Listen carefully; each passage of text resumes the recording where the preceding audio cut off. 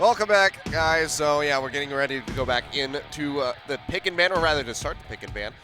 So, it looks like we might have the tech delays taken care of, so we should hopefully be getting into the lobby into the pick and ban momentarily. So, but yeah, we don't have specific information that will be momentarily. We're not making a promise, but I said hopefully. Fingers crossed. Hopefully momentarily. So, no promises, though. Don't call me out on this on Twitter, because call them out. Yeah, it's probably gonna happen anyway. But, yeah, it looks like they're just shuffling around, so we should be getting I don't even know who we're missing. Oh, we're missing Zanzara. Looks like Zanzara is the one having the issue. Okay. Well, hopefully we get him in there soon. So, yeah, not much has changed in the last couple minutes since we saw each other. We've just been hanging out. Yep. Talking about the games, you know. About the video games. I was doing some last-minute catch-up. I don't think we're at the part of the broadcast yet where we show our socks. I think we're... No, that's... No. I've what is the time I've played this game before. The socks was... I want to say the socks was somewhere past 30 minutes. Okay. It had to have been like 40-ish minutes, I think. Okay, we'll keep that in tap, you know. And then there's always Hangman. That's true. That was Piggyback, I remember. That was Piggyback Hangman, yep. Yeah, you were the one that solved it like immediately. There's like Twitch chat record of me. Spoil it. Because the moment that someone said there was G's, I'm like, well, I know what this word is. 2 G's. 2 G's. And yep, and just... What other word is 2 G's in than piggyback? I guess, unless you count the start of a word, then it's going would be 2 G's. I'm so tired that I can't even think of a word that is 2 G's. There's not many consecutive G words. Doggy. That's true. My plan Gotcha. is ruined. You got me? Aha! 10 a.m. stories. You've been foiled. Yep. See, that's how tired I was. I NA couldn't banter. even think about it. But yeah, we can always play Twitch chat Hangman on our Lenovo laptop. Quality. Quality. I had to work it in there somehow. That's not actually part of your contract. See, that was really bad hand motion. I can never replace Vanna Whiteling. Oh, real unfortunate. I do an awful job. But we're ready for some League of Legends. I've been ready for some League of Legends. I mean, today's kind of like the day before Christmas because this will be the meta. The meta will look like this. There will be plants. There will be other things that are unique. Lots of raptors. So many raptors. Jesus. Why are there so many? And Krugs. I don't know. They just multiply. It's just like, you know what is better? More. It's more farm. We need more of the things. We're still on 623, so I believe it's still, I'm almost certain. It's red buff into Krugs is still instant level 3. So we might see some shenanigans ganks from the likes of Graves. We've seen that before. Or Lee Sin. Get that early level 3 Lee Sin gank coming through, because I imagine he's still going to be pretty high priority. A lot of people building Tiamat on most things just to kill all these extra monsters that are popping up everywhere. Yeah, makes sense. Don't know if it works on Kongdu Monster. Just cleave it all down. Yeah, that would just ban Varus. That was the spring story. Ban Varus, Kongdu Monster falls apart. Now they have Punch. Yeah. He's a sick jungler. He actually is. Well, a bit of a handful. we saw Punch during the promotion tournament when they won their way back into. He was good then. Yeah, when they got back into the LCK. That's a lot of people in the booth. They're taking the jungle approach. They're like, oh, what'll make this better? More people, cram them into the booth. And look who that is. Look at that coach, Trace. Right there. Yeah, looking very dapper. He's lost a lot of weight recently. He really has. I'm pretty surprised. He was a pretty hefty guy, and now he's quite slim. Slender. He's actually a very famous streamer in Korea. He does a lot of drawing on screen. I remember seeing him draw Faker, which was hilarious. Caricature style. Crown is having a nap. Power nap. Power nap at the desk. But see, the thing about power naps, people's always like, yeah, power nap. But like, if you oversleep a power nap, then you're just sleeping. Yeah. Yeah, there's a pretty large margin for error in that. That's what I think as well. I would be awful at power naps. That's why I don't sleep on specifically train rides and stuff. I'm just afraid of oversleeping. Yeah. Oh, suddenly you're just like halfway across Korea, and you're just like, oh, I didn't expect to be in Busan. Really? What's this on the sign up? Where's Pyongyang? I don't know where this is. We don't talk about. We don't talk about Busan here. I just got banned from Pyongyang on Reddit. I'm not allowed there anymore. But what we are allowed to do is to celebrate League of Legends. That's what these days are about. And other games. Trying. I, for one, am going to be very excited to watch the Overwatch tournament that you're also going to be casting. Yeah, that'll be interesting how that one's going to go down. Are you ready for Overwatch casting? I think I am. I think I'm ready, in fact, for Overwatch casting. I've been waiting to get my hands on that since Oh God, Paris last year Worlds I Ooh. think was when I When you was, decided you wanted to do Overwatch casting? that's when I met Monty and we were just like out somewhere and he was just like, yeah, you should cast Overwatch. He's like, you know, I think you'd be good at it. And I was just like, maybe I should cast Overwatch. Totally original thought. Yep.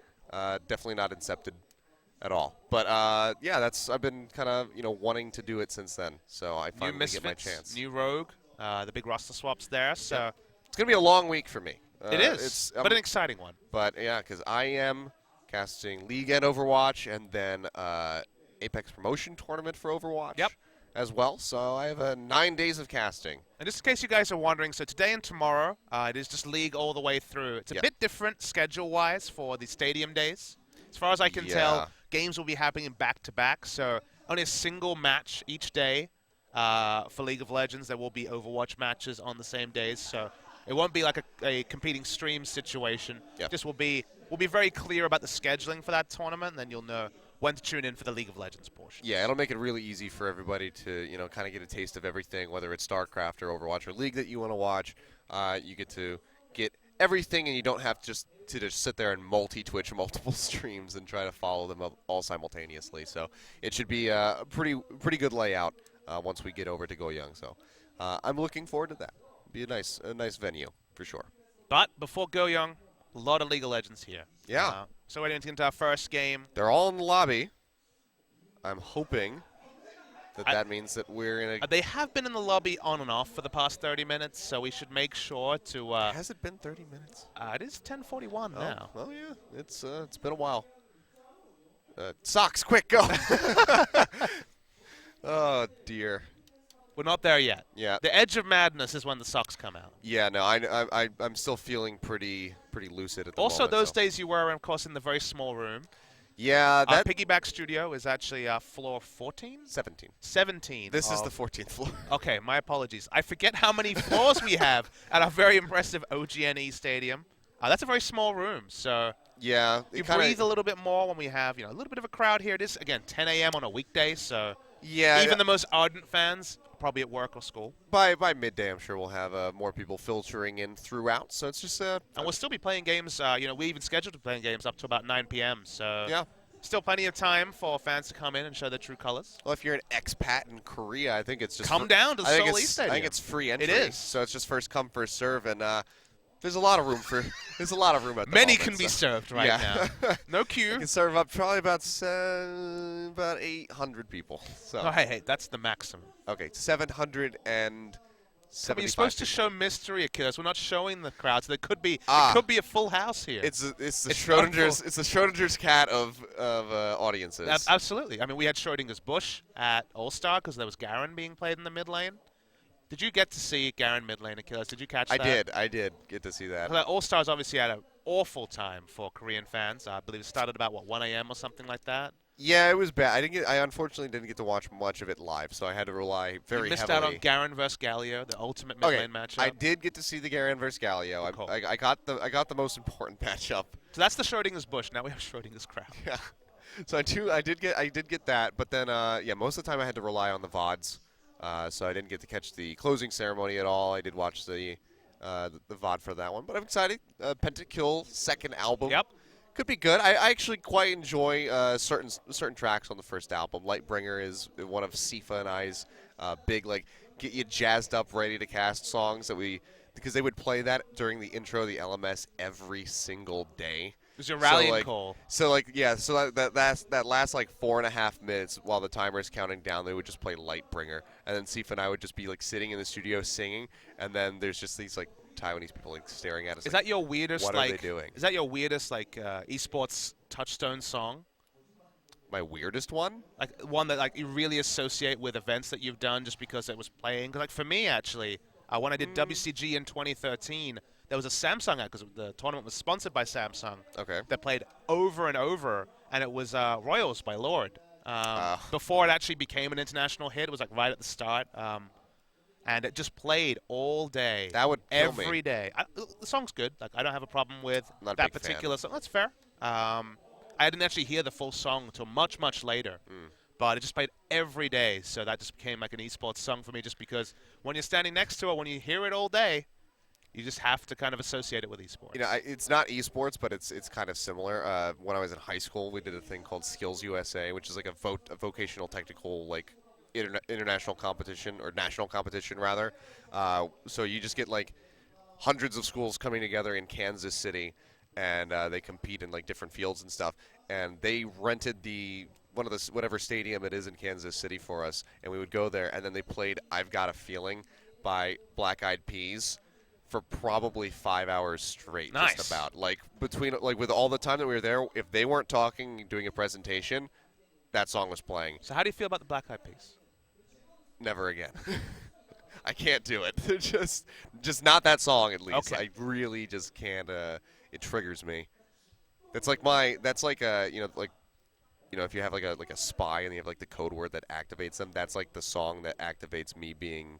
This is very important angry. Information for my day-to-day life. Yeah. Oh God. Now. Really important information. I shouldn't have revealed this actually, because now I feel a new ringtone coming on. you're just gonna show up outside of my house just with a speaker. Boombox. You're just gonna go full John Cusack and just just be holding that up. That would new ringtone also. I'm just gonna move. We're about a break time. I can probably download that. Oh boy. I've made a mistake. You have made a big mistake. I've made a terrible mistake. But you guys have not made a mistake. Very soon we'll be kicking off what should be an epic days TM. League of Legends. Well, yeah, we probably should throw in the TM there. Small that they can't read it, but it's there definitely. Yep. An asterisk probably on the side somewhere. Yep. But yeah, not sure. We have received no information. I'm guessing that it's still just this mic issue. I don't know. It just seems. Why does why every time there is a long I mean, to be fair, my mic is like going way up and down, so. Okay, but I that's don't think probably not the problem. I don't think that's the player problem, but it just seems like audio issues kind of exploded this year. True. Like I think all of the LCS delays that happened when they had to reschedule. The famous day they had to reschedule. Yeah, rescheduled to the Tuesday. That was an audio issue. Sure. All of the piggyback issues are usually audio issues. Over at the other stadium, yes. Yeah, because they're using Skype for whatever reason. But oh, wait. Really? This could be a test. This we don't could know be a for sure. test. We see Champ Select on our program monitors here, so But no one is. don't want to get you banned. excited. Although, oh, the music's there. Here we go. Game 1, pick and ban. Samsung gonna ban out the Ivern, so showing some respect to Zanzara.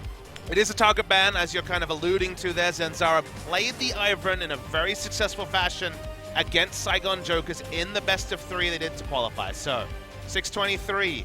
Lee Sin expected ban. Lee Sin is the strongest jungler, and now the LeBlanc.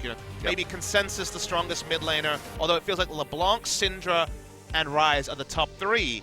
Samsung, Crown did play Syndra at Worlds, weren't necessarily super convinced by it, and yes, they are forced to ban Syndra on blue side. Well, they'll go ahead and take away all of those. Still haven't seen anything with the Rek'Sai, as you mentioned, potential pickup coming out of the jungle. I think you can Good send to up. see that one drafted pretty early. I think trading Rek'Sai is fine. It's not an oppressive pick. The supports, Zyra's oppressive, and it feels like maybe the Ivern accepted. This is kind of 5 champions that will be the core of every game played on 623. LeBlanc, Ryze, Zyra, Syndra.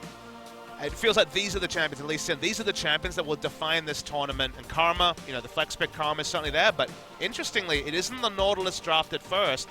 Probably going to see Nautilus and Poppy on other sides, although we could just see Vega Squadron draft both and deny these Courage of the Colossus abusers that have been defining the 623 top lane meta. Because of your accent, it kind of sounds like you say Vega Squadron. Just imagine like a team full of Vegars. That's that, Just play all for one. Hey, if we see or that, one for all. I'd be up for it. Whatever it is. But, okay, there we go. So you mentioned the Poppy, so Nautilus not going to be the immediate priority, so Poppy going to come out in the top lane.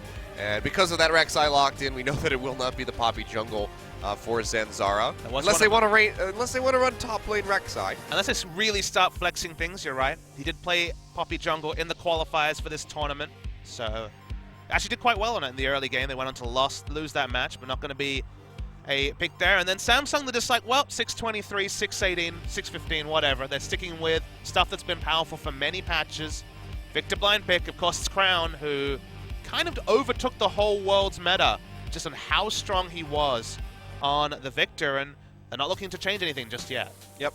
Which means that Karma will be going down into that support position for Core JJ. But this can be a trap. These are strong picks on this patch, but it can be a trap to just draft things that were strong 8 patches ago, 5 patches ago. We've seen teams, specifically in Kesper Cup, ignore the new developing meta and focus on stuff they were comfortable on many patches ago, and you can be punished for that. Vega Squadron have already shown they play on the razor's edge. They bring in Ivan, they bring in new things. So I'm interested to see if they've got some 623 tech to deal with Samsung's very much comfort picks.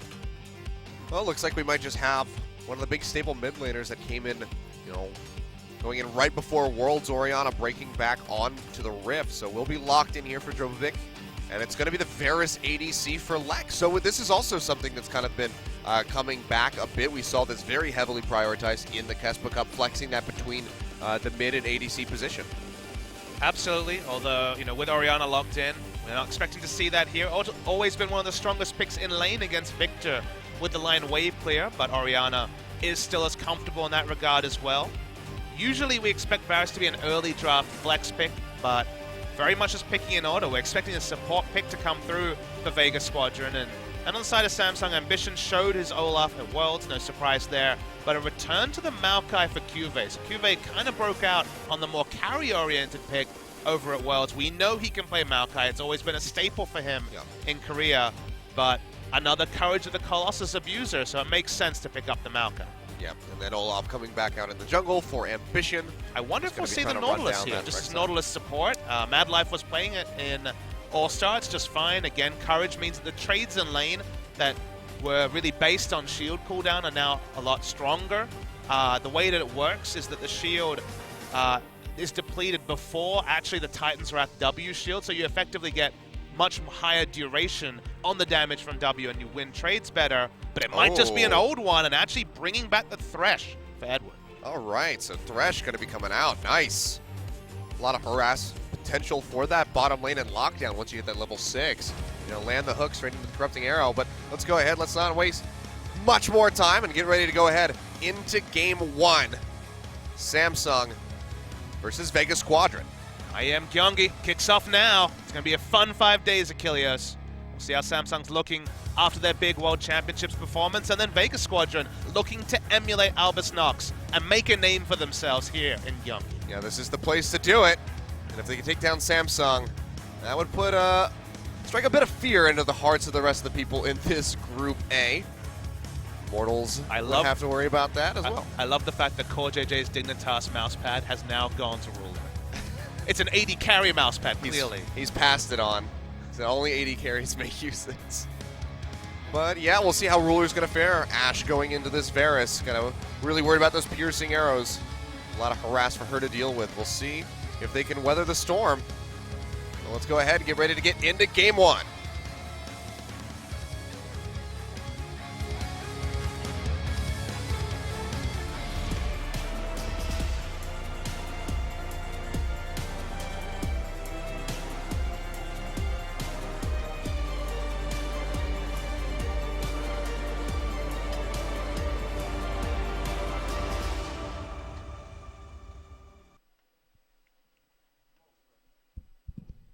We're loading.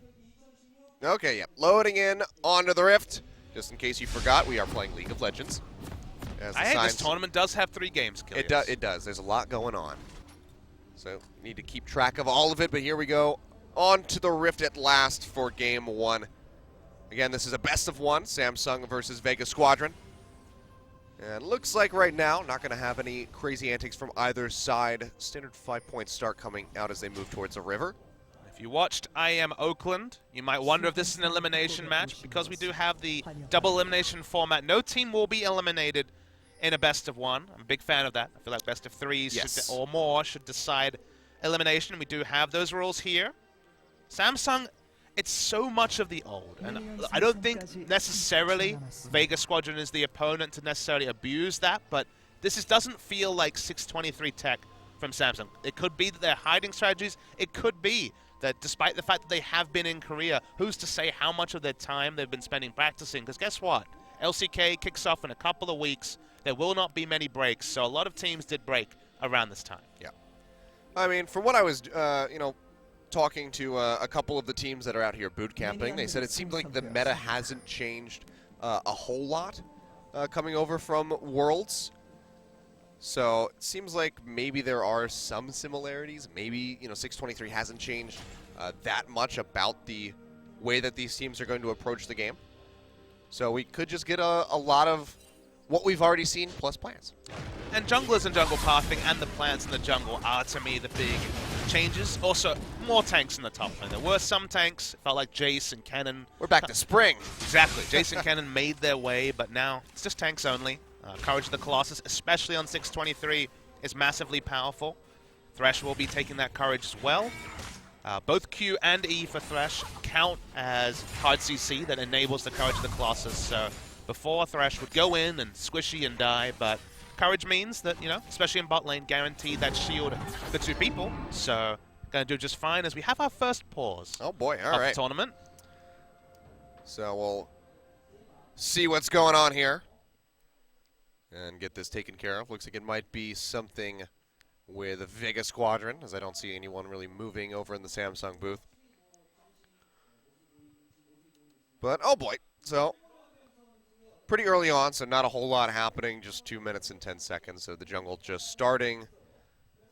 Looks like Ambition actually going for red to Krugs instead of the red to Raptors, as you mentioned. So Red to Krugs, instant level 3. That will be adjusted on 624, where there'll be slightly less experience. The gold will stay the same, but experience on specifically the small Krugs will go down, so it will not be a quick level 3. We saw this, I believe in the IWCA, there was a game where Graves went red, Krugs, instantly ganked bot, and people were like, okay, new meta. But of course you can ward for this. If you see the bot lane entering lane late with mana or health removed, you can kind of tell that they're starting bottom side and ready yourself for a level 3 gank. We didn't see a lot of them at All-Stars, but this is the flexibility. There's so much experience in specifically those two camps. One of the big buffs into Krugs that on 623, if you want to gank while the enemy's level 1 and you're a level 3 jungler, it is an option available to you. We'll see if they're able to do that. The Rec side definitely a possibility to go for an early gank like that. The Olaf, not sure how effective it'll be. I mean, 2 points in Q. It's worth noting that, of course, Karma and Ashe don't have hard CC to level 2. The Tether could be the hard CC coming there from the Karma, but you're right. It's a bit optimistic, but a flexible option. You can also go red Krugs into invading on the Gromp or blue side, depending on where the enemy started. We know the Rec side started top side, so there is definitely counter-jungling possibilities for the Olaf as well, and I believe we'll be getting into game in just a moment. Yep. Looks like the countdown's coming through, and there we are. Back in, we'll see some trading coming out as Ruler is going to get some damage in on to Lex. But Edward, he's got that Relic Shield. He's going to be popping him back up. So Varus was almost purely a mid laner for the last 2 years, has been flexed to AD carry a couple of times, and now it's kind of actually been more bot lane than mid lane. The big story for Varus is that against tough laning matchups, which usually Karma lanes fall on that criteria, because he has so much range, 575 range auto attack, and the Q, he is able to farm very safely. Uh-oh. This is not safe, though, as Ambition's going to find out that his blue's been started in an awkward time for a pause. Find out next time on IEM Gyeonggi. So yeah, seems like Vega Squadron still just having a couple of issues with the audio by the look of it, so. Yeah, I see a headset off, which is probably a sign that audio is involved. Yeah. So, looks like we're having some sort of pressing issue here. So, I'll have to get this squared away and just sit in suspense as Ambition will just be entering that brush, try to get his blue buff back. So just to clarify, on our screen so we can see where it was paused, Ambition's not quite in brush, I believe. Yeah.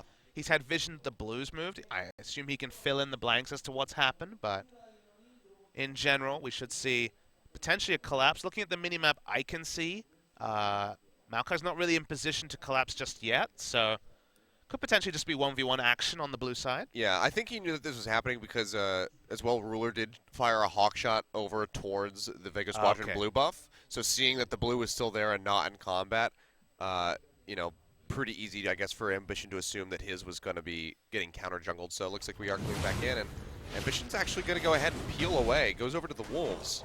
I'm not sure if he just didn't want to contest that or if he didn't notice that blue was being taken. But now the blue is gone, and Zanzara, he's going to push forward.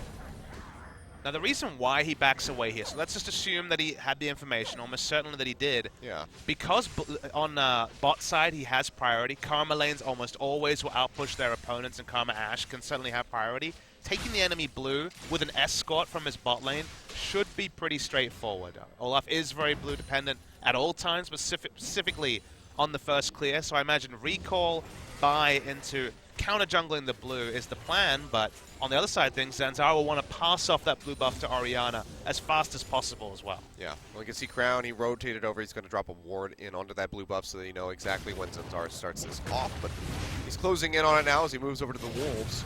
So Ambition's either going to have to make a beeline over to the enemy jungle or just continue through as the respawns get ready to come out at the Krugs and the Raptors. Looks like he is headed towards the blue for now. Now a lot of things need to be talked about. Crown's trying to push as fast as possible. We do see the attempted trade is happening, but Ambition has walked straight from base to this buff. Zanzara does not have smite. He has vision. Let's see if he can take it. Back into the brush. It's going low. He doesn't throw out the axe. So it will just be another blue buff picked up here. This one goes over to Drobovic, so exactly what Vega would have liked. And it feels like Samsung didn't fully commit to what they could have done. They could have had Karma rotate early, have Ashe leave lane and re-enter lane, then go back to leaving lane to give Ambition a bit of an entourage to try and steal away that blue, but in the end, Vega Squadron get exactly what they want. They steal away enemy blue, slow down the enemy jungle, let alone the mid laner who wouldn't have picked up the first blue. Don't expect the first blue from Victor, from Olaf like you do with other junglers. But crucially, Orianna gets first blue and now can actually push in this Victor pre-first Hex Core for Crown. Yeah, and it's also a really big first buy for Zanzara coming back, has the Tracker's Knife, and then, you know, boots and a refillable potion on top of that, so he's going to be in a pretty good stake and move around the map very quickly. See Cuvée going in for a trade up top. Shield there for Non-Holy, but overall the Maokai will win that one out. Started out with a Corrupting Potion on both sides, so not going to be seeing that Doran's Ring start from Cuvée. But now coming back, Drobovic going to have that lost chapter, so mana problems, they're pretty much gone. It is very much the staple buy. Crown's going back on 46 CS, so should be able to comfortably pick up the first Hex Core upgrade. You see it there. Yep. Victor does have the less flexibility on first buys. Can't just really buy a Doran's. Needs 1250 gold for the back, but comfortably picked it up. So everything's going just fine despite the couple of pauses we have. And Olaf, despite missing out on blue, when we did see the gold values toggled over, was neck and neck with his opponent. So for now, the pinch is not being felt. Yeah, but look at this really greedy start from Lex. Just going to be trying to play really safe. Goes for the tier and the call. So he's going to be without, you know, any power spike for quite some time. Needs to farm up 100 CS to get that burst of gold. And even then, probably just be completing the Manamune.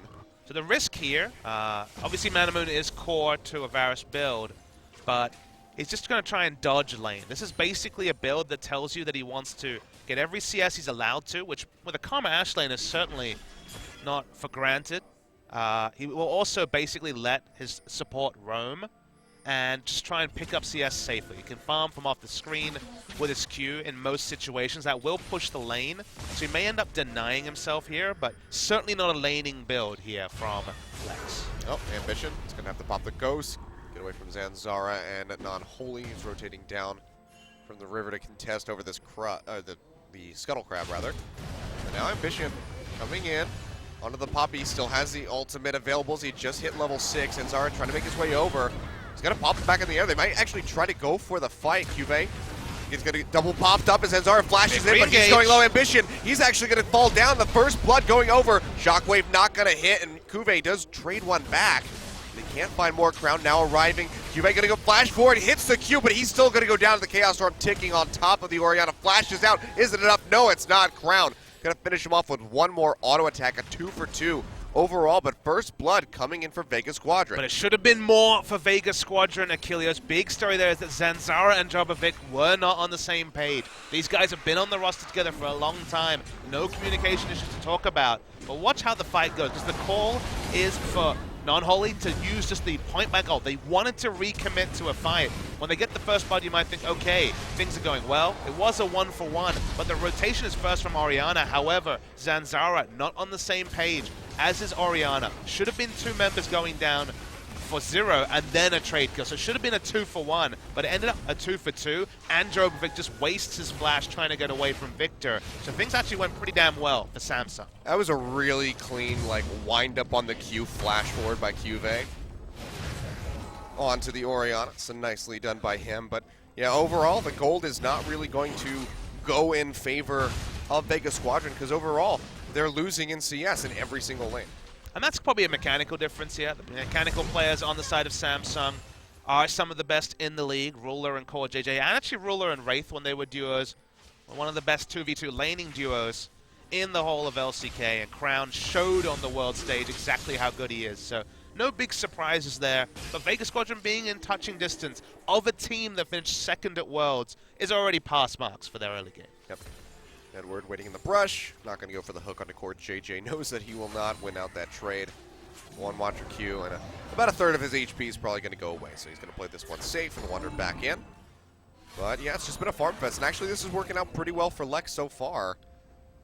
Still just stacking up on the tier, hasn't been punished. Level 6 has been achieved by both of these AD carries. Support's a little bit further behind.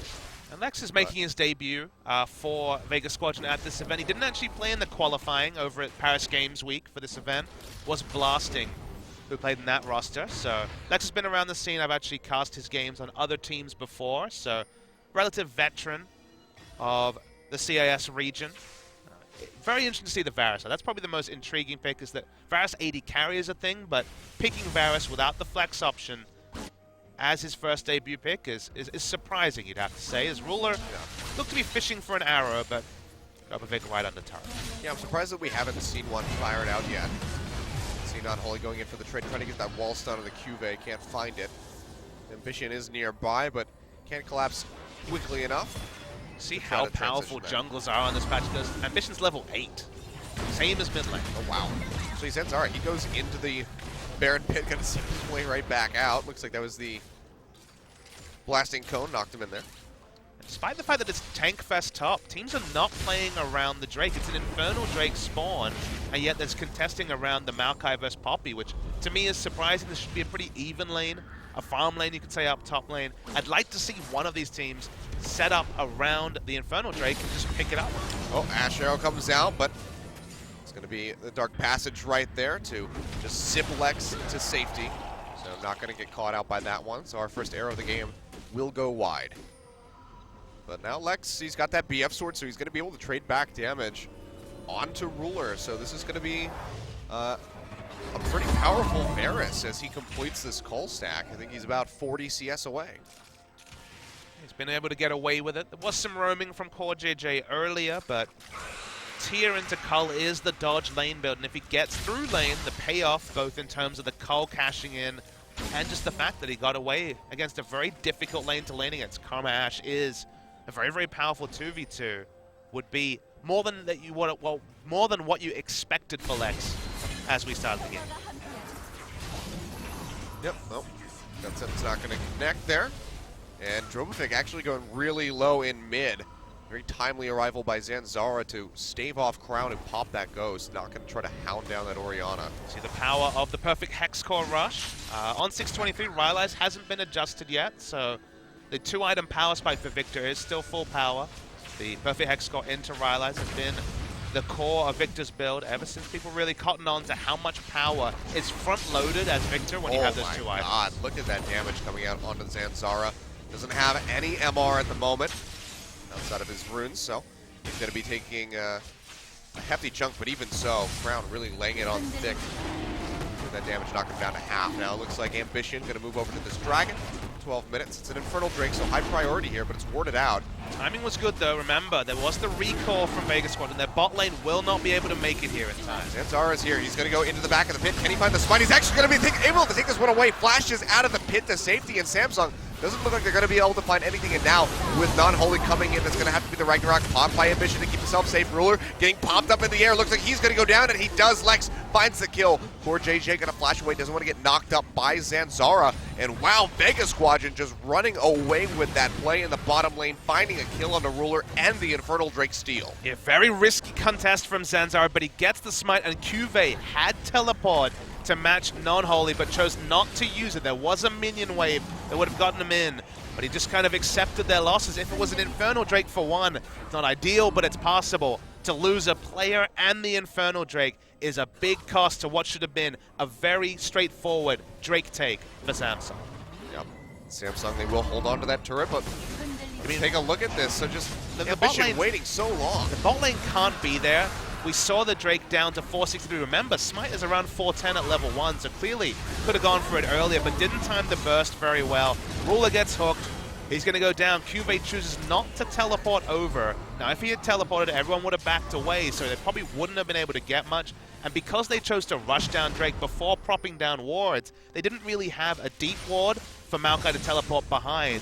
But given all these variables, they kind of lose out in both ways in that trade, and now find themselves, okay, only 100 gold behind, but giving away an Infernal Drake in a close game is never ideal. Yeah, definitely not. So gold will be even, but now that Drake up. Again, couldn't get the bot turret, but they did get a pretty significant chunk of damage in onto it. And Cuvée wasn't really able to answer in the top for very much, but now they're going to try to make a play down bot. That's going to be the TP coming in. Ambition is already positioned behind them as well. Cuvée going in to jump in onto the Thresh, straight into the arrow, and now Crown is waiting for Lex up the river, has the Chaos Storm coming through. It's going to be Edward going down first. Looks like Lex last ticket damage takes him out.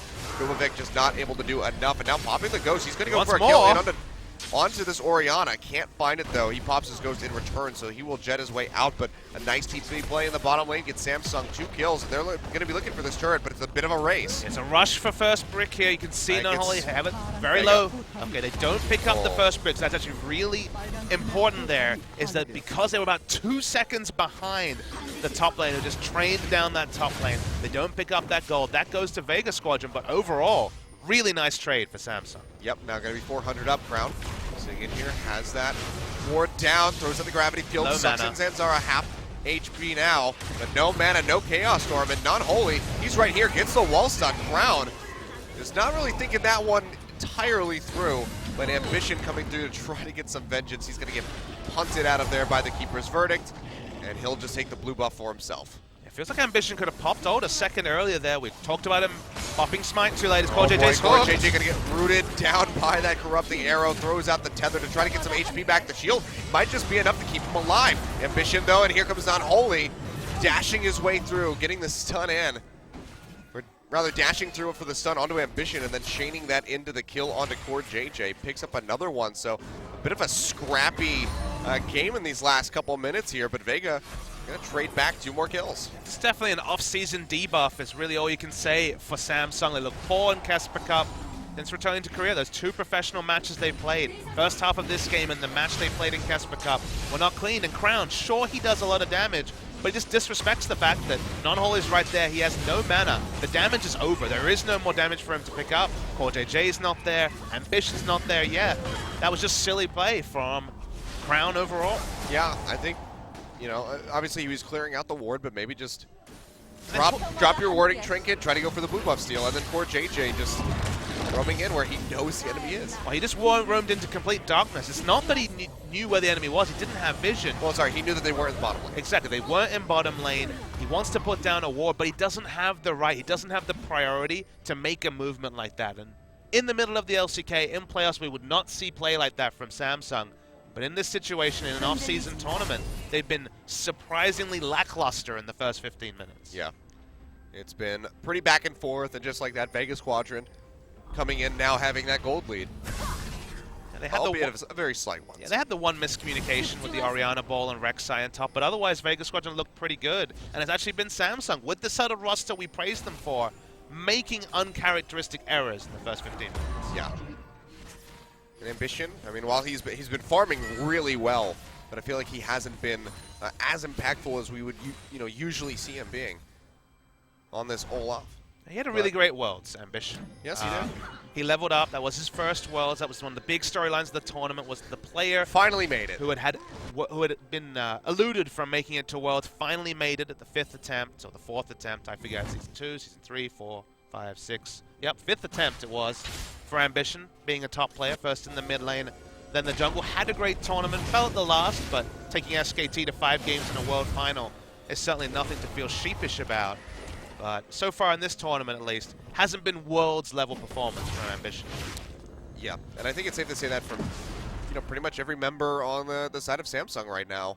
Core JJ roaming in where he shouldn't have been. Ruler hasn't really been finding too many of the Astros. Set up the one kill in the bottom lane, but overall haven't been seeing that pressure that he usually is laying down.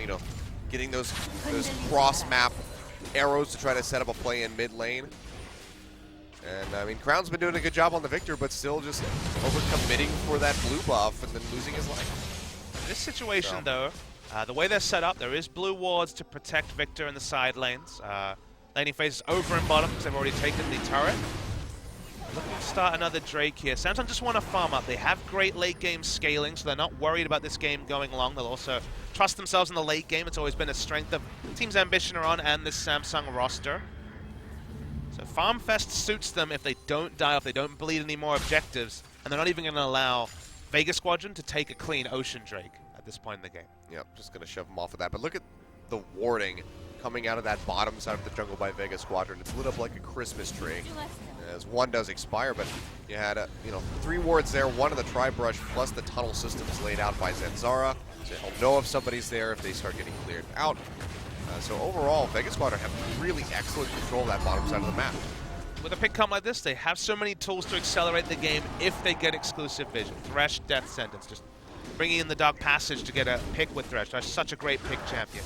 One of the things that Varus gives you is it has very much like the Ash Arrow, the shorter range ultimate, the Chains of Corruption to start a fight. Rek'Sai obviously empowered to use Flash and get in there as well. So if they can keep Vision exclusive, they can accelerate the game, which they need to do with their mid-game comp. Ambition's starting trying to solo down the Ocean Drake because once again they had the timing on the recall. But good interrupt from Vega Squadron. Yeah, just poking him out down to about half HP, so he's going to have to peel back to respect that damage. Hook comes through, he's going to cleanse that one off with a Ragnarok now. Not Holy, really far forward, but has that massive shield coming through. He's not going to take too much damage in the trade, and Ambition goes low for that piercing arrow. He has to back off, and that is going to be a 5v3 in the mid lane right now. Crown roaming up from the bottom lane, but might be too late to try to return the pressure on the Vega Squadron, or he's going to get caught out, flash forward into the stun, into the death sentence, nice pops stuff. the ghost, but it doesn't even matter. Crown just going to get picked off. Nicely done by Non-Holy. While I was excited to see Mad Life playing the Thresh at All-Star, another Thresh picker, another great Thresh player is Edward. Really nice flash hook there. Looking for more. Oh yeah, gets Ambition, throws in the box, and he's going to get melted. Dromovic finishing him off with the command Shockwave, and now Cube getting chunked out. Non-Holy, this massive Poppy in the front lane, not even afraid of getting that turret aggro. Is going to go ahead and just stick around, and they won't quite find Cube, but they take him low. It's enough to get the recall.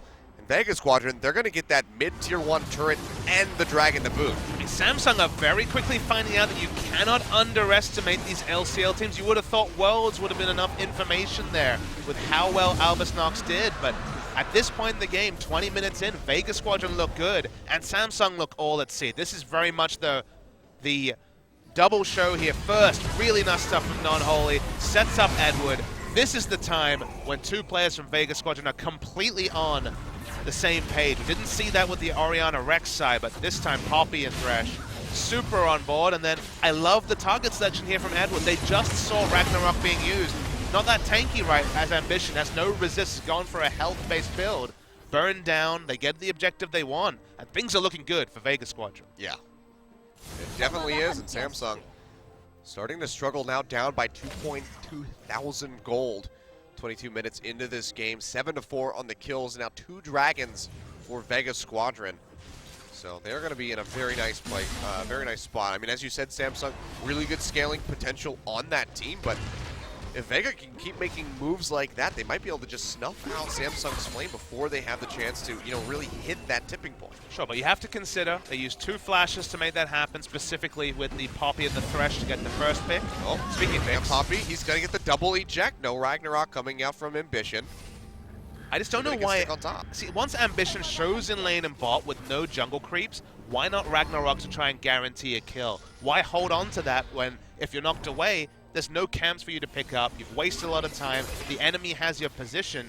He keeps holding on to Ragnarok even though it has a pretty short cooldown, and they end up just wasting the jungler's time. Yeah, I mean, you don't really want to have to bet bet on like non-only missing 2 people with the keeper's verdict. So definitely just poor decision making by Ambition in the execution of his abilities. So the worry comes in the late game. You know, I talked about mid game versus late game scaling. The big problem for me is that Varus definitely falls off in terms of doing single target damage. I don't know who's going to kill the front line with the Maokai damage reduction. Olaf's going to run in, and it feels like Victor and Ash will have the space to really put out damage. Shockwave. But even then, you know, Locket comes out, Maokai ult's running. The Shockwave isn't necessarily going to wreck their opponents. Nice 2 items, good timing so far for Jobovic, but the late game, I think, is the really big hope for Samsung, which kind of worrying that, you know, against a team that finished 2nd in the LCL, Samsung are kind of banking on the late game from bailing them out from an objectively poor early game. Look at Lex, interesting build path coming out. So went straight for the Duskblade, then into the Mortal Reminder, and then now I guess we'll be, you know, getting that mana menu, which should pretty much give him a Muramana off the bat, because I can't imagine that he has any more stacks that he has to get. So should be pretty much full up at this point. So he is going to have quite a bit of damage once he can complete that item, which should be in a little while. Just got the Mortal Reminder pretty recently, so probably still has a little ways to go to get the finish. He's that pickaxe plus the completion cost, so might be a ways out. But overall, he's been having a pretty good performance on that Varus, despite being down by about 30 CS right now. He managed to make it through the lane with the call, with the tier, and not really give up anything. That Duskblade is the new Duskblade of Drakthar, so not the same proc damage they did before. Still does give you the lethality, which of course is the armor penetration. The early game is much worse, and late game scales up based on the target's level. Might see an engage. Ambition going down, the box is dropped. It's only going to hit Zanzara. Still pretty tanky. He's going to take that Dark Passage out to safety. So they get a bit of damage in onto Edward, but Ambition takes even more, and they use a couple ultimates there. So Samsung just really struggling to find a pick. Yeah, the big hope there from Samsung was to draw out a teleport. They wanted to really force Non-Holy to react and then try and make a map play based on it, but you gotta say, Vega Squadron doesn't flinch. They're keeping on their plan. Right now it's sieging. They have this inner turret from Samsung very low. Yep, Q-Base coming around the back though. Shockwave not going to connect on the core. JJ, he has to flash out though. Edward going to get blown up by Crown, who has the Chaos Storm ticking in, trying to catch up the Lex and Drobovic. Might actually be able to just 1v3 them. Finds the kill. We'll take out the Orianna. Now Lex is running his way out, but no Ghost to catch him. Looks like he will be safe. But what can Samsung take off of these picks? Zanzara recalling on top of a ward. He's got the tunnel system to take him out to safety though. And Samsung actually, they're going to go right for the Baron. And Non-Holy took a long time. TP'd, cancelled it. That's why they're looking for this Baron. One person falls, but Samsung trying to burn it down. It's down to 4,000. Now Lex sniping out for JJ there with a piercing arrow. Down to 3.3k. Nice eject coming out from Non-Holy. And Vega, they're going to push Samsung off of this Baron. Baron is so low on the back end. Samsung made the traditional Korean play. Get a couple of picks in the mid game and try to burn Baron. Even though Non-Holy way out of position, Cuvée walking up and starting that fight, they're not able to punish them in the sort of way they would have been able to in previous seasons. And Vega Squadron, they're going to take the inside track to the inner turret. Wow. So Vega losing two members, stop a Baron, come back, take the tier 2 tower, and don't lose any structures themselves. What a turnaround from them. And Samsung maybe really overthinking going for that Baron. Should have just gone for a turn in mid. And so the story here, Non-Holy is bot, doesn't teleport at this point, and then kind of just watches mid lane falls down. By the time he's teleporting in, you could see he would have been instantly turned on by 3 members, so he has to cancel the teleport, and then you just, one-track mind. Samsung say, Baron, Baron, Baron, but the Baron is repelled. One pick came up onto core JJ, enough for Vega Squadron to repel that Baron, and now Samsung just trying to take any objective they can find. All right, well, they do brute force their way in. They know that Drobovic is up in the top lane with Crown, so there's no threat of a big shockwave pulling them off of that turret. So they're able to push in and take their second turret of the game, but even so, they're going to be down by just under 2,000 gold, 1.8. And they will actually find an Ocean Drake, so a bit of a consolation prize for them. Yeah, kind of a counter Ocean Drake, and it also stops the Drake stacking that was coming through from Vega Squadron. So not a massive win, but still a bit of a steadier for Samsung. It was still important they got those picks. That was the first time one of their engages actually paid off in spades. And now they're just trying to assert as much dominance around the Baron they can. Yeah, well, the turret, getting that mid-tier 1 turret is going to be really good for them because now they can push in more safely for vision. It gives them just more opportunities to roam across the map. So that'll be a pretty crucial pickup for them. So I bet that they're pretty happy that they finally netted themselves that objective. Vega now, this is going to be where it becomes a little bit questionable, you know, as far as where they want to move, and their decision-making has to be on point. Because they're going to have limited options as far as what they can take. That bottom tier 1 turret is certainly still an option, but even then, that's not really something that you need to commit the whole team to. With that outer turret, gold lead, it's only 1,000. Both teams with their pick options, it's so important about getting vision and playmaking. Edward about 20 seconds away from his flash. Deletion damage on Victor, deletion damage on Orianna. Picks are going to be very straightforward when the first CC lands, and whichever team picks that up will want to cement that with the first Baron of the game. See, Edward has the redemption in the inventory. Looking forward to the the 5-man solo kill with redemption. JJ is going to be picking it up as well. Has the 2 constituent parts, the Forbidden Idol and the Crystalline Bracer, the build path there. What's your take on this item? Because I've been hearing some mixed reviews. It's super broken Achilles, you know that, but Redemption is very, very powerful. The fact that it does so many things at the same time, the heal and the maximum health damage. 10% true damage. And also nukes minions for 250 means that it's just the best. You can even use it while you're dead. It is an orbital nuke. Like, it just beams down from the heavens and massacres things. It means that people without heals do a surprising amount of healing at the end of the game. You know it's strong when Ivern's core build is to start the talisman part of the jungle item and just rush Redemption before he gets anything else. Well, unfortunately, we didn't get to see that one from Zanzara. Samsung banned it away. They did their homework on Vega. Maybe not so much their homework on what to do in this game, but they got the pick and ban down pretty good. So at least there's that. Samsung, though, rotating back up around this Baron. Looks like they're just going to push in and get that unique vision as best as they can. But it was just it's a pretty lazy draft from Samsung, honestly. They blind picked everything. They knew what they wanted to play, but because it's the old picks, it feels like some of them have been sold. Specifically the Olaf jungle.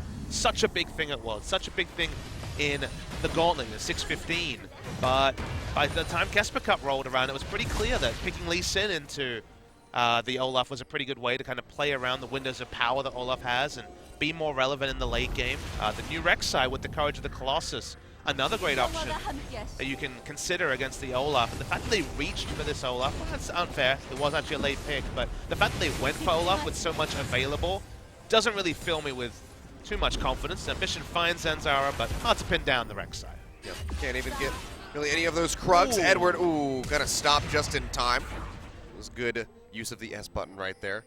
To not walk into that arrow, does have to flash away, but now he's gonna follow up with a hook. Ambition gonna pop the Ragnarok, but he gets worked down to half HP already. You can see Lex really doing the damage here as that Man Immune is completed. Surprisingly does not have the Muramana yet at 31 minutes. It's gotta be close though. But now Core JJ gonna use that blasting cone to eject himself away from Zanzara. Still takes a good bit of damage, but overall he's gonna be safe. But now Vega, they're gonna be pushing it, get the stun on the Ambition. Already used the Ragnarok. He's gonna get locked down. The corrupting arrow coming through, trying to run his way out of there, but Zanzara is able to find the kill. Juve has to flash out for fear of all of Vega just collapsing down onto him. And now with 5 members in mid, they're going to be looking to break the inhibitor line here at 32 minutes. Crown is still roaming his way down through the jungle. Edward has a ward. Good look for the hook. Juve goes in. They get a little bit of damage in onto this Rek'Sai. Ruler firing off of the backline as best as he can, but now the tree going low. The shockwave coming out. Crown is able to pick off Edward, but they lose their tanky front line. They don't have the jungler. Samsung, they're going to try to fight this one back out. The dissonance comes through. Ruler going to get chunked down to half HP, and looks like Drobovic will be able to make its way out with that flash. Overall, it's going to be a 2-for-1. The turret not going to go down, but still more ground gained by Vega. And that's the thing. You need to focus on how smart Vega was. They saw the Victor in top lane. No teleport, obviously, on this Victor, and they made the instant initiation. Non-holy on this Poppy. Super smart. Now, we're going to see the replay That's going to be just the tail end. This is the zoning that happened between Edward and Crown. But the thing this misses is that Non-Holy flashed and then heroically charged Olaf into the remnants of the inner mid lane turret to start the fight. Got the first pick. Both tanks are dead at this point now. You have to respect Crown. Has a lot of items, but they understand their win condition. They need to make these picks. They were very smart in doing them. They don't quite get the ultimate bounty. That would have been the inhibitor turret. But they're trying to keep accelerating the game, and every time they see Crown top, they should be forcing around the map. Well, speaking about that, it's going to be the TP coming in from the back. Non-Holy zipping his way through, looking for core no JJ. Flash, he's dead. Yeah, doesn't get the wall stun, but still should be able to get some damage and pops open the Keeper's Verdict, and core JJ, no number of shields and movement speed would be enough to really keep him alive at this point. Going to get popped up. There's going to be the stun, and he will go down. Zanzara finds the killing blow, and Ambition, there's just nothing he can do as an Olaf to peel them back. The undertow, it's just not enough. Yeah, Maokai once again could have teleported, but didn't feel. That clearly wasn't a call. Hard to say how the communication is so far in this game. But he just didn't feel that was the right time. Now, inevitably, one member goes down. Baron has started. This time, we're going to have to see Maokai do something, but he's still walking up. Oh, Edward is going to try to zone out with a box. It's a hook in onto Ambition, who's still holding on to the Ragnarok. Still pretty healthy. Yeah, he's still about half HP, pops the Ragnarok, but doesn't go into the pit. That's just going to be Baron over to Zanzara. And Vega Squadron hook, not going to connect. They are able to make it out of range of that one in time, but Vega Squadron, 2.8k gold lead now with the Baron. You have to think that they're going to pick up an Infernal Drake too and then just turn that straight into an inhibitor. I mean, Vega Squadron just looks so much cleaner than their opponents, which shouldn't be enough. With the roster of talent Samsung has, it doesn't matter if Vega Squadron have been screaming longer.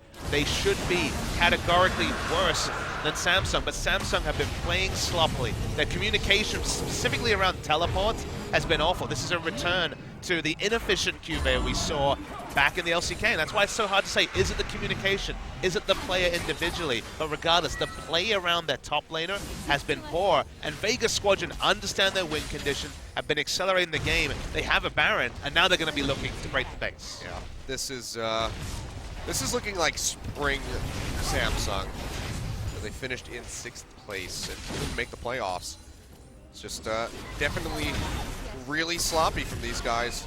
Trace has his work cut out for him after this game by the look of it, but it's not over yet. There's still that chance that Samsung could swing this back into their favor, but for right now, Vega Squadron, they hold all the cards.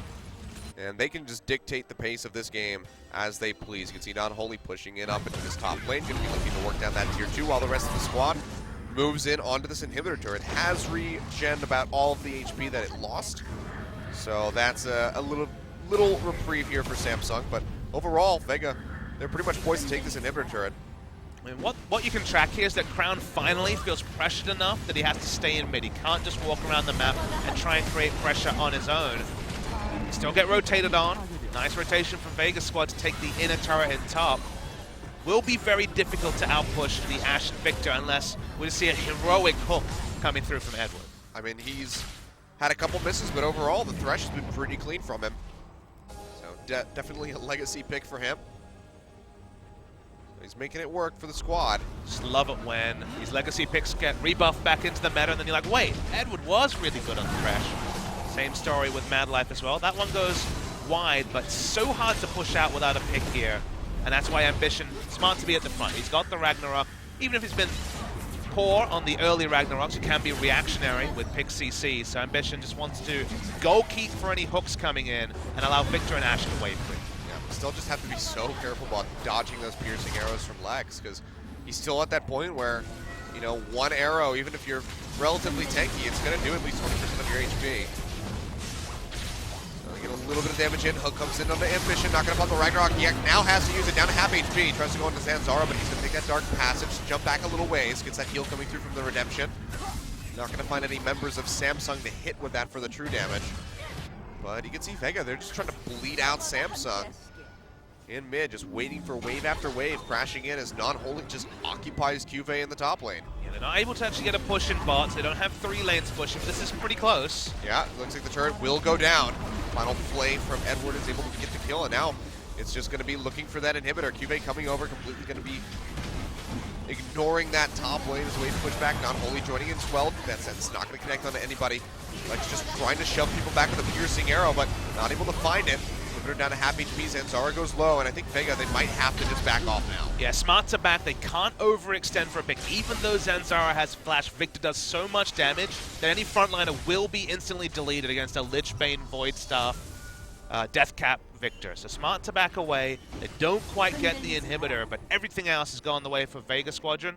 And now they can just set up around the map. They know there can be only so many wards on the map given how long Samsung were just trying to fight for their inhibitor turrets, fight for their inhibitors. They do end up picking up a blue buff, but that's about all Samsung can safely pick up on the map. Yeah. So some vision priority around Baron would definitely be good for them, because both teams are going to have to start resetting for that, as it'll be coming up in just a couple minutes. Lex is stacking new items. Got the Edge of the Night here as a second pickup. Basically, if you're unfamiliar with the item, it is a attack damage and magic resist item that you channel for, I believe it's 1.5 seconds for a 10-second one-use spell shield. So kind of an on-use Banshee shield. It's really cool about that. I mean, because the criticism of Banshee is that it can be poked off in times when you don't want it to. For example, when you're doing Baron or Drake, and the attacks from that takes away the Banshee. Whereas as an AD carry, you pop this as you're about to walk up to a turret, and you've got 10 seconds of sieging, then you can back away scot-free. So it does actually work, and the itemization is a bit cleaner. Lexus just going for those newly added and refined assassin items. He just wants to make sure we know the items, Achilles. You know, you got to do 623 research to cast one of the first tournaments on it. Gotta stay on top of that, but it's 622 is when the item was added. But there were no tournaments on 622, it's your 622 research. It's fair. It's a fair point. Look at the patch notes on 623. Not going to Rookie, see those items there. Exactly. Rookie mistake to ignore the patch that was like 8,000 million words long. It is quite a long one, but I mean, and again, there was a lot of stuff added in. So even though we're not really seeing much of that stuff that was added Not from in. Samsung. Yeah, not from Samsung. Does Samsung even have a new item? Okay, they know what redemption. They know what. Yeah, they have redemption. I imagine they have a couple of Courage the Colossus, but otherwise, it's business as usual from Samsung. They just accidentally had that mastery selected. They just had the old one. Weird. What's this? Oh, I got a shield. Oh, okay. I forgot Grasp. Damn it. They must have buffed it. To be fair, I mean, it is only one Courage user on the side of Samsung. Yeah. No hard CC for the Olaf to proc it.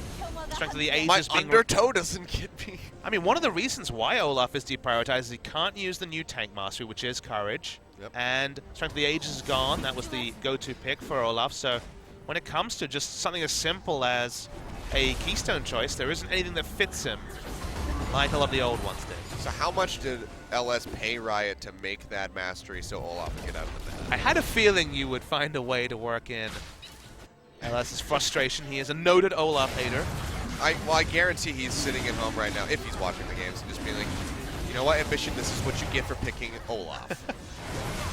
You deserve this loss. Oh, the Drake's getting down to 3,000. That's actually an arrow onto Ari. Yeah, Ash arrow goes in onto Drobovic. It's going to be the slight reset onto the Elder Dragon, still going low. Now Zanzara up in the front line. He's going to go down by the look of it. Actually, has some GA that will get popped now. Big Chaos Storm coming out from ground. It's going to find the Orianna. Zanzara going to go down as well. A double kill going over to the Victor, and it looks like Samsung, they might have just found a victory and an Elder Drake for themselves. Only going to be one buff going over to them, but they have these 90 seconds that they can use to try to push in, maybe take this tier 2 in mid.